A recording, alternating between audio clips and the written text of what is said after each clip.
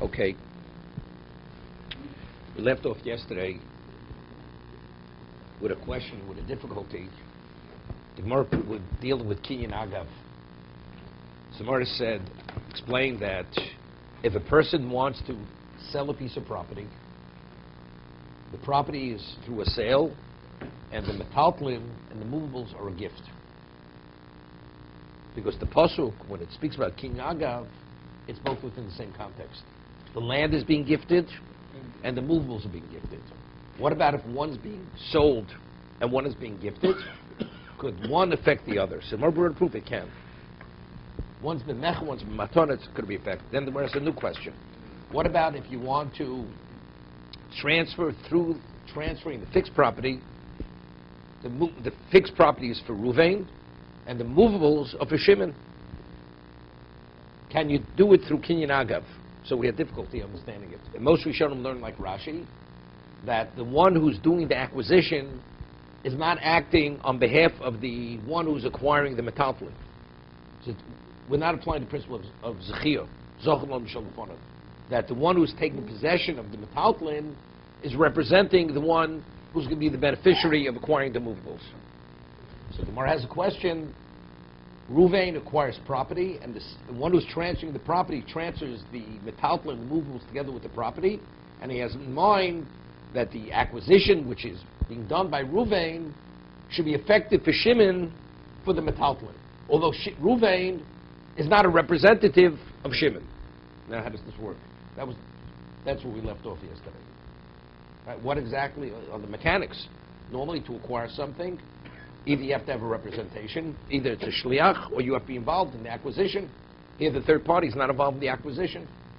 So I mentioned yesterday a Rashba in Bava Kama. The Rashba, there's a question. What exactly, when a person makes a kinyan, goes through and uses the instrument of transfer, is it what causes the transfer is the intent, and the instrument of transfer is only the means, is the medium to reveal the intent? But really, the instrument of transfer in itself has no relevance to the cause of the transfer. What's a kinyan? Is there anything inherent in the kinyan which causes the transfer? Or it's only the medium to reveal what we call Gemiras Das? That once you do that, once you act through that particular medium, you've revealed your intent, and that causes the transfer. Well, no. It's a combination of both. There's something inherent in the kinyan, in the medium of transfer, and also one has to have, that it should be effective, you have to have intent. So it's a combination of both. So we cited a Rashba in Bava Kama, that the Rashba says that if it's clear, beyond any doubt, that the person wants the transfer to take place, even without an instrument of transfer, the object transfers from A to B. That's the Rashba. Others disagree. Others disagree that to cause something to transfer, it's a combination of both. There's the Maisa Kinyan, there's the act of acquisition, in addition, in combination with the intent. That would include a verbal declaration? No, you don't need, no, if it's not under coercion, he's not forced. Right? A person, the concept mekach tos. A person thought he's selling a man silver, and he sold him gold. It's a mistake. He never intended to sell him. Although he engaged with in the transaction, he never meant him to sell him when he sold him. Right? That's a mistaken transaction. So there's no Gemiras Das.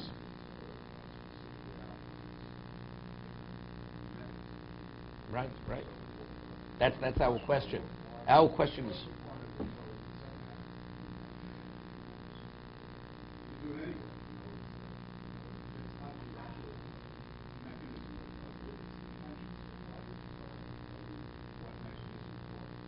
Good question. Very good question. Very good question. Good question.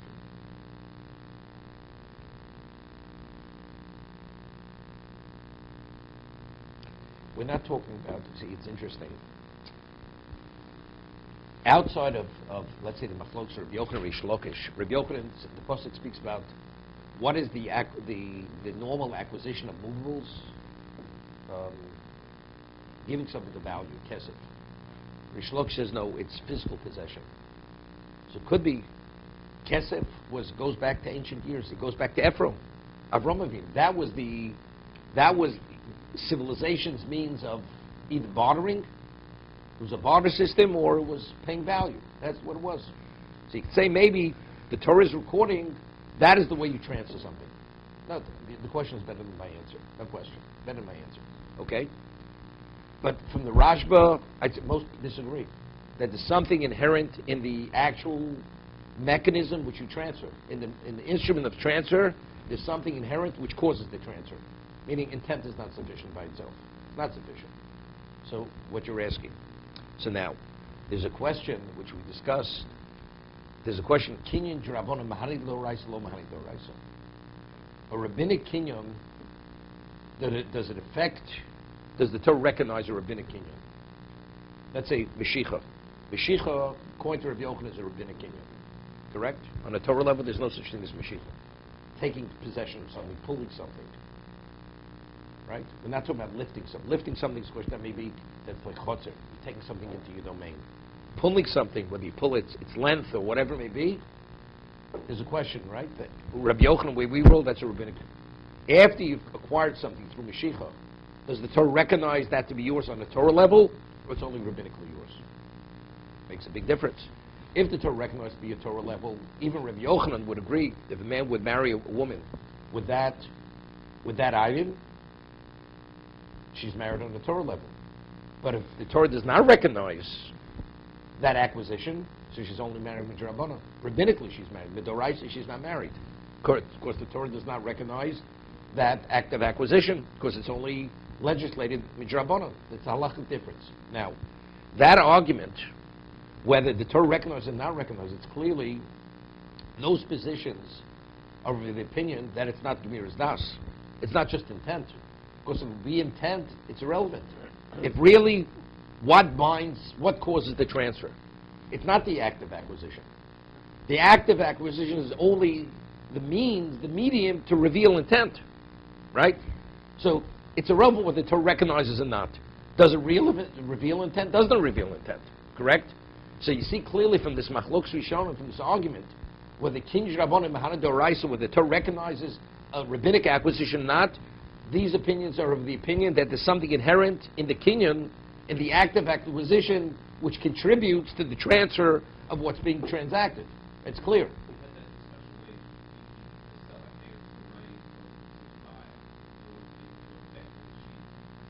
Whatever, that's kinyan masira. Let's look, Mashiach is simple. You take the animal, you pull the animal, its length. That's a kinyan rabbanan, no question. It's a rabbinic kinyan. There's an argument whether the Torah recognizes that kinyan, doesn't recognize the kinyan. But factually, if society recognizes that as an acquisition, if for all intents and purposes you've given up your ownership, you definitely revealed your intent. So what do you mean, does the Torah recognize it or not? What is a kinyan? Kinyan is only a means to reveal intent. It's accomplished what it's meant to accomplish.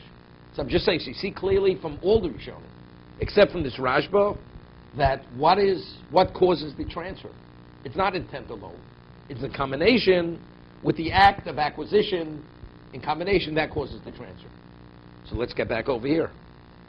So over here we have a question. You're transacting the property to Ruvain, and when you do the act of chazaka or pay for the land, simultaneously I'm transferring the metaltal, the movables to Shimon. Now, how does Ruvain, not representing Shimon, by him paying or doing the act of possession in the land, how does it affect the metaltal and the movables that they should be transferred to Shimon? And how does it work? Okay? So, maybe this way, we'll understand it. Even if you reject the position of the Rashba. Reject it. Reject it. We rule halacha, the Gemara proved, that one does not need spurim. Now, a kinyan agav, even if the metaltal are elsewhere, correct? They're transferred. They do not have to be located in the property itself. So what is the rationale? What's the rationale? So we said the rationale is, although the kinyan kesef will not affect metaltal, will not affect movables. Shtar, a document, a deed will not affect movables. But because it's being done in conjunction with property, it affects the movable. Although the movable is not subsumed by the property, because it's not on the property. The movable is elsewhere, correct? It's like Gilgul. Once the acquisition is effective, the Torah says it affects other things which normally it cannot affect. That's like Gilgul. We're going to discuss later Gilgul Shvua. Although you normally cannot swear on fixed property, but if you're swearing on metaltlin, you also, the court can impose an oath even on karka, even on fixed property. It's a Gilgul concept. If you learn Gilgul like this, the act of acquisition, when the seller intent is not sufficient by itself. But what about the seller when he goes through, does the act of acquisition where there's something inherent in the act for the property? Once he's engaging in that, so what do we say? You have to have intent in conjunction with the act of acquisition. The effect of that, now the intent could affect the metaltlin. Intent alone cannot affect anything. But what about if the intent is being transmitted through an act of acquisition, although the act of acquisition is not behalf of Shimon? You follow what I'm saying? That's the question of the Gemara.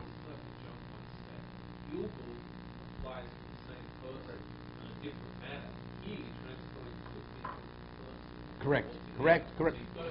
Because here, the act of acquisition has no relevance to the second person, right? So that's the question. So really, for the second person's intent, but since the intent is being transmitted through an act of acquisition which the seller is engaging in, that would be sufficient to get it over to the third party. That's the Shiloh of the Gemara. When you have two different parties, doing it to one could affect it unrelated. That's the question of the Gemara. Otherwise, there's no other way to understand the Gemara. How do we understand the Gemara here? Okay? You with me, Howard? Okay, good.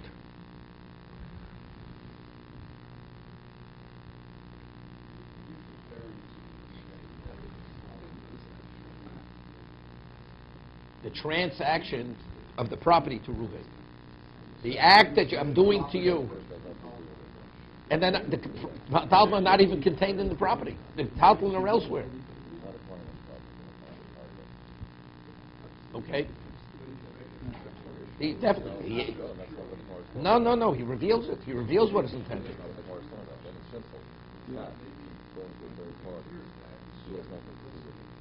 No. That's a weak question. The question's not it's not. See, the Tosri Azokin I mentioned, who's the Rishon on the side of the page, he learns that the question is where Reuven, in fact, is representing Shimon. So they ask themselves, what's the say? The question is a question of Zchiyah. I mean, if Reuven is representing Shimon, what's the question? Right? He's doing the acquisition on behalf of Shimon. Okay? Toshma. So we'll try to resolve it by citing something. Toshma. The 10% which I will tithe should go to Akiva ben Yosef. This is the Matnas Aniyim, right? The Maiseroni. The 10% which goes to the poor. That he should be Mizaker, he should be able to transfer it to the poor. And the location is rented to Rabbi Akiva. So Rabbi Akiva is acquiring the location, renting is Mecher, and the metaltlin, the movables, which is the Maiseoni, is being transferred to the Aniyim, to the poor. So what does it mean? So seemingly, so what? So we see that Rabbi Akiva, on his own behalf, is acquiring the property, and the Maiseoni is being transferred to the Aniyim, to the poor. Wait, good. So that's the Gemara answer. So the Gemara says. So the Gemara answers two answers why this is not approved. Two reasons why it's not approved. My muska lamaser. He's representing the Aniyim. First answer is, when he's renting the property, he's renting it on behalf of them. So it's the same party. The same party that's acquiring the property is acquiring the metaltlin. So there's no proof. Iba saying another pshat. Shani Reb Kiva diyar aniyim havam.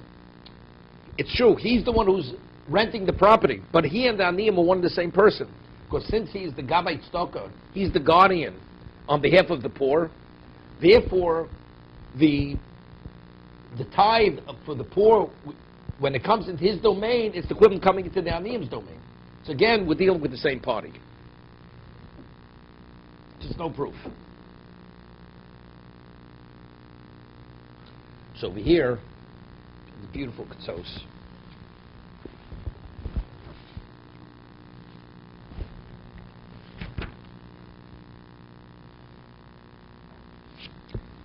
The Mechaber, the Shulchan Aruch rules, speaks about Kinyan Agav. So, the Tos has a question. He says, Nistapakti, Machzik b'nichse ager. Now, if a ger, a convert dies, he has no children. He didn't have children after he converted. So that means he has no heirs. So what happens when he dies? All his property, all his possessions become ownerless. So the Gemara, Basha speaks about Machzik b'nichse ager. A person takes possession of the assets of the convert who dies. So what we're talking about hefker. They're ownerless assets. Nistapakti Machzik b'nichse ager v'yu betocham metaltlim.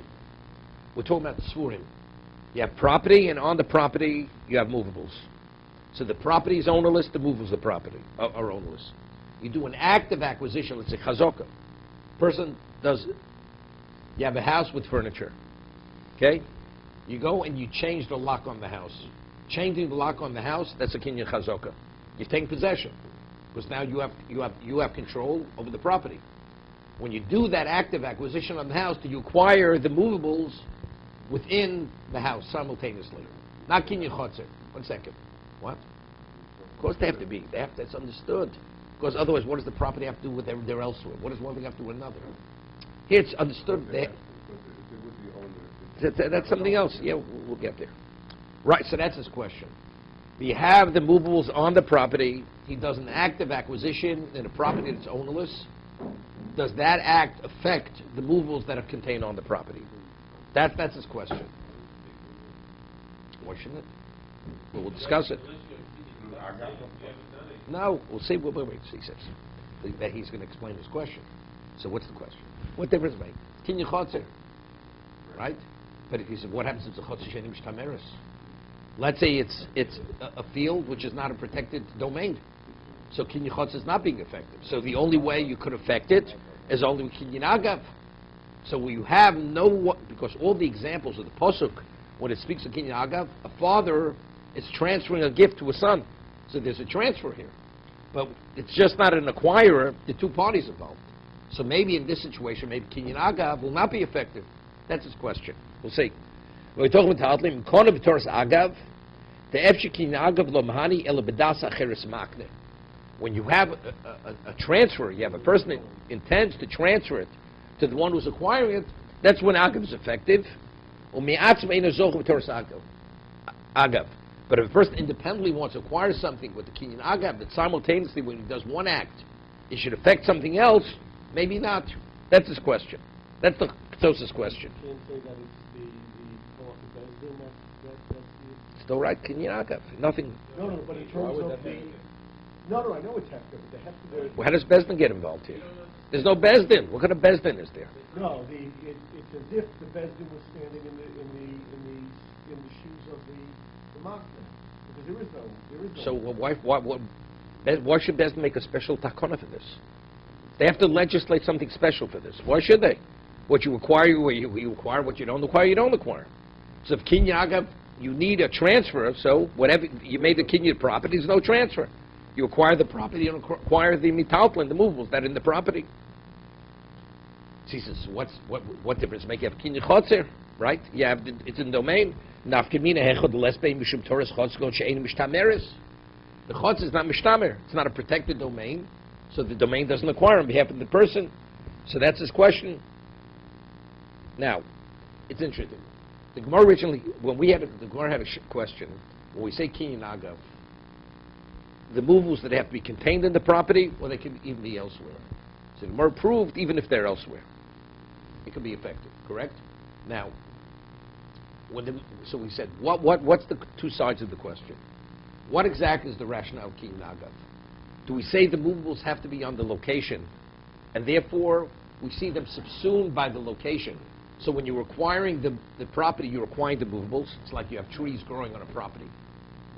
Since the trees are part of the property, when you acquire the property, whatever's growing on the property, you're also acquiring, because it's one and the same. So if that's the case, if that is the rationale of agav, it has to be tzurim.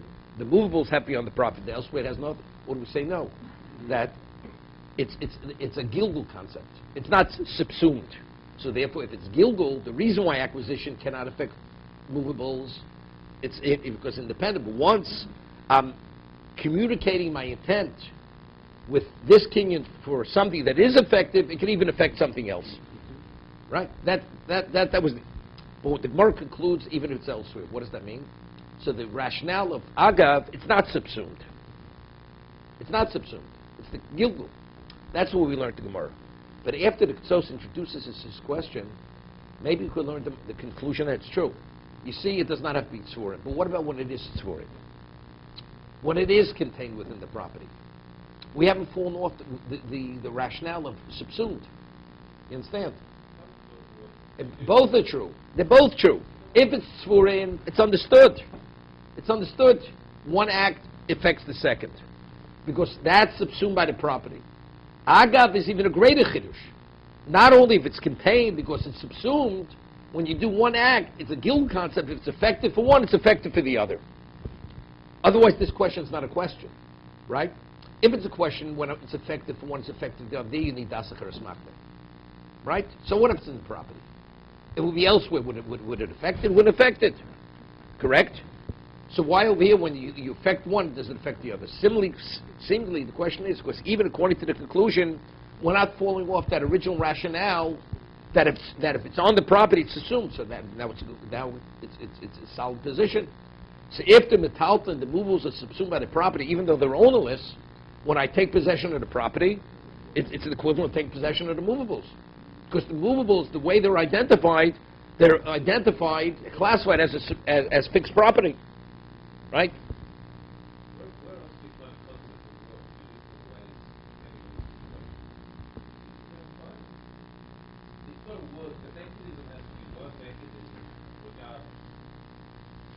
I hear.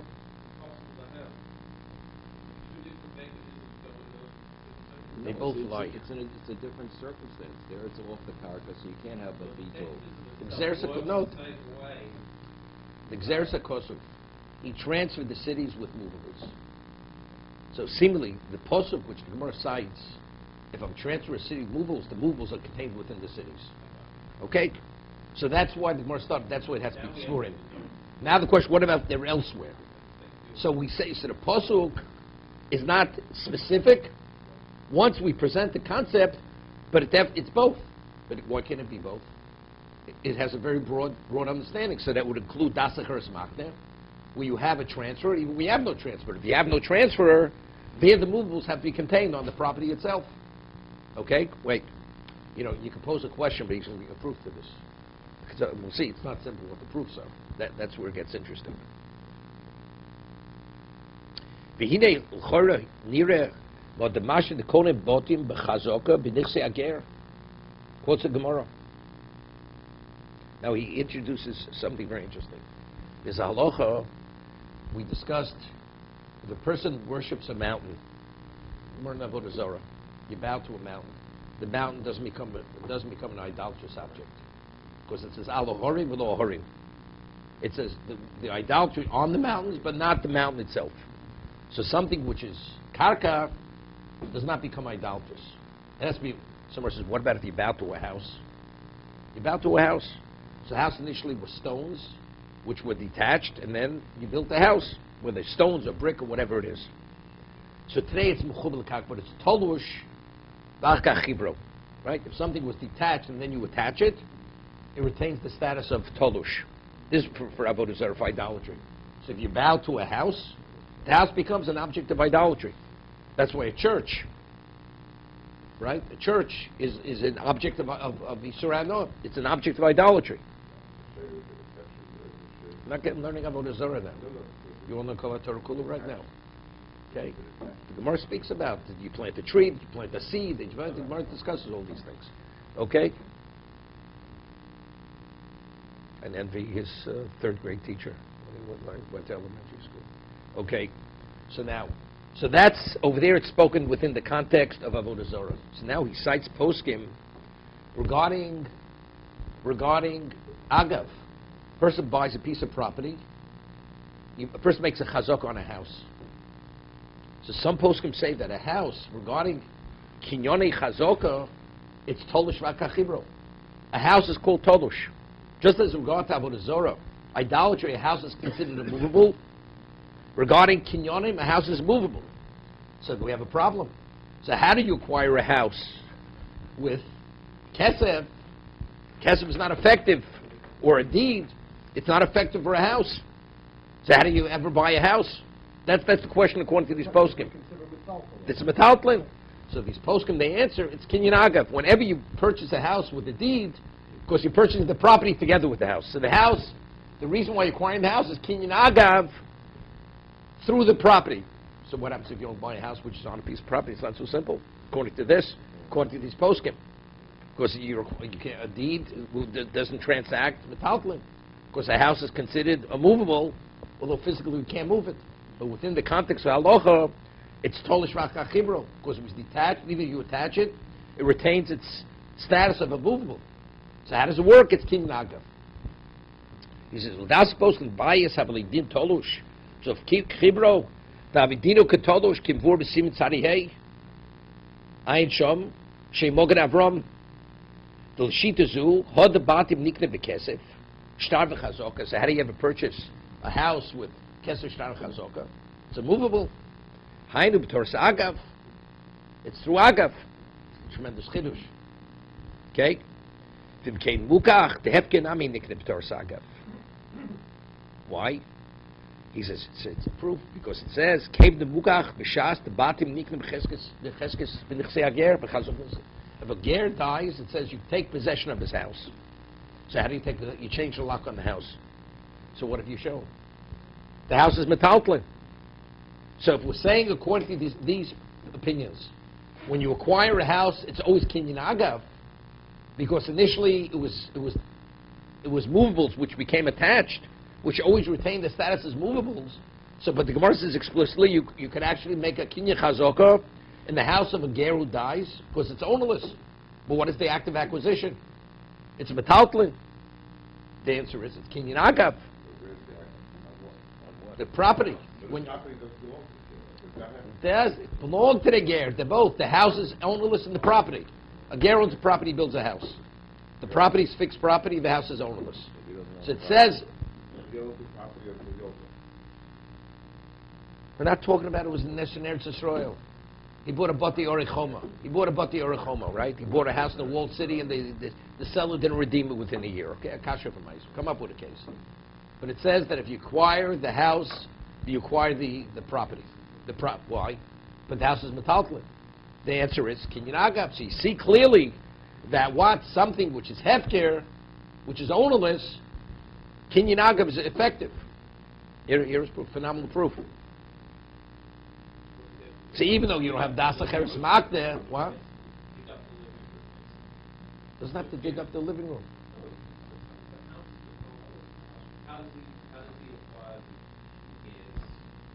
You mean by changing the lock on he's doing the Ma'aseh Chazokah. If he changes the lock, he'd have to put up a fence around the property itself.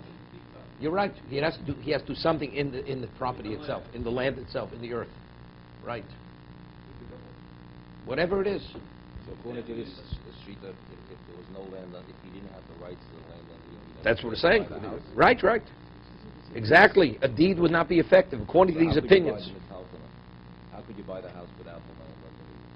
On what basis can you buy it? You can't buy with agav. You can't buy it with. Can you chalipin? Chalipin, that would be the only way. Can you chalipin? Right.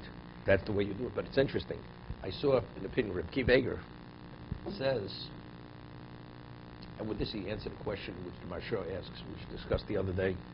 Tosas is of the opinion that you cannot rent the property with kinyan chalipin. Right? It says Rabbi Gamaliel, Rabbi Akiva, and Rabbi Yeshua, they paid money to rent the property. So Tosas asks, wanted to use kinyan chalipin, right? Rabbi Akiva should have given Rabbi Gamaliel his garment, and Rabbi Akiva would have transferred the rights to the property to rent the property. Why did they have to pay? So Tosas says, you see that kinyan chalipin is not effective when you want to rent property. Renting.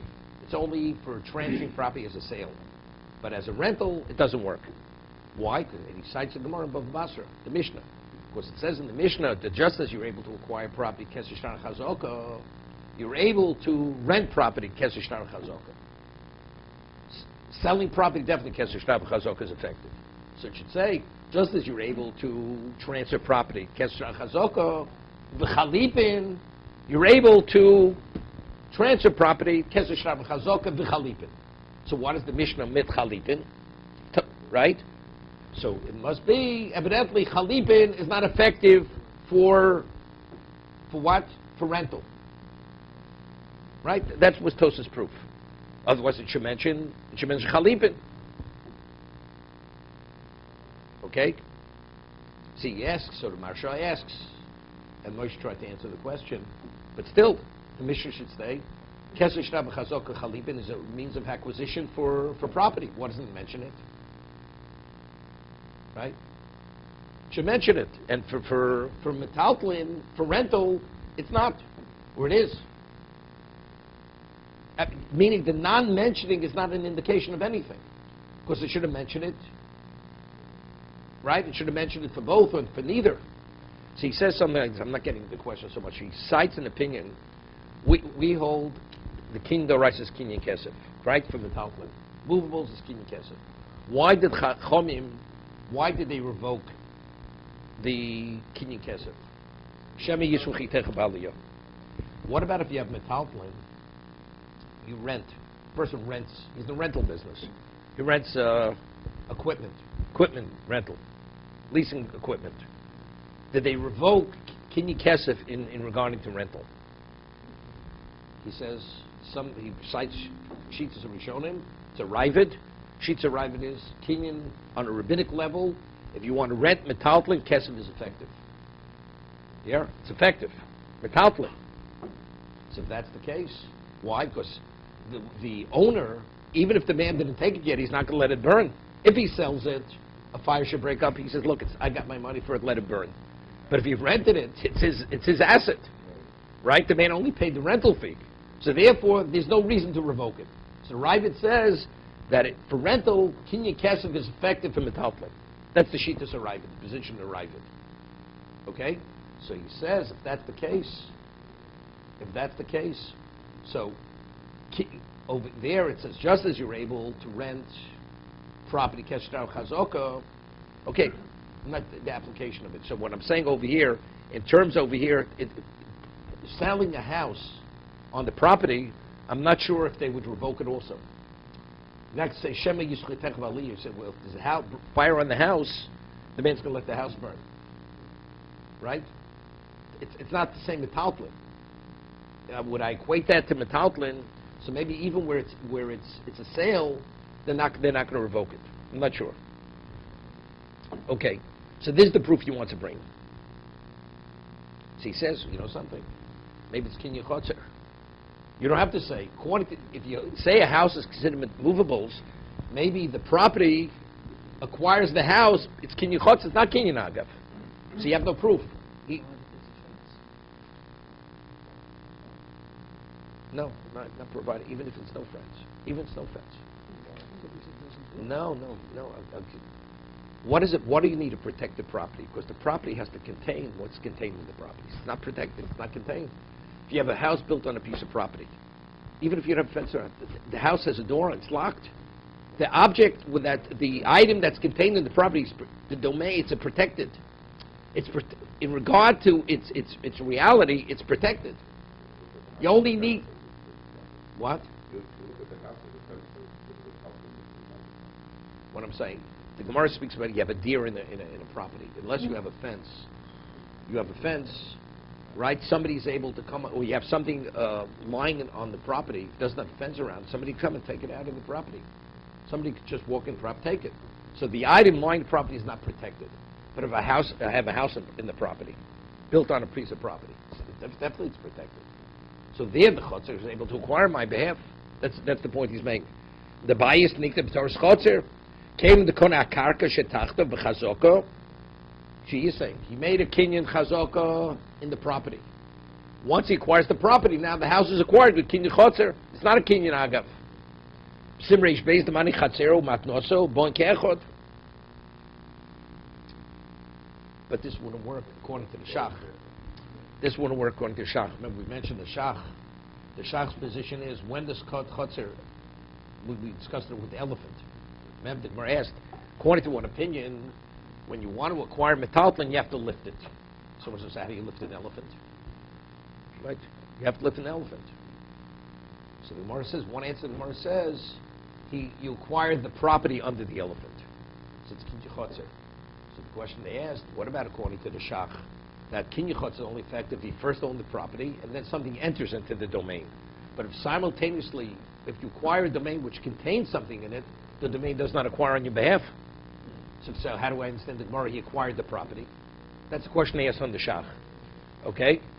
So the Gemara answered, they answered that Shach will learn it's kinyan agav. That when he acquires the property, he's acquiring the elephant on the property. It comes simultaneous. It's not first the property, it's his domain, and now subsequently he acquires the elephant. Doesn't make a difference over there. He gave money. So what's leasing? So what's the problem with leasing? We're all still been leasing. Rabbi Akiva and Rabbi Yeshua, they leased the property.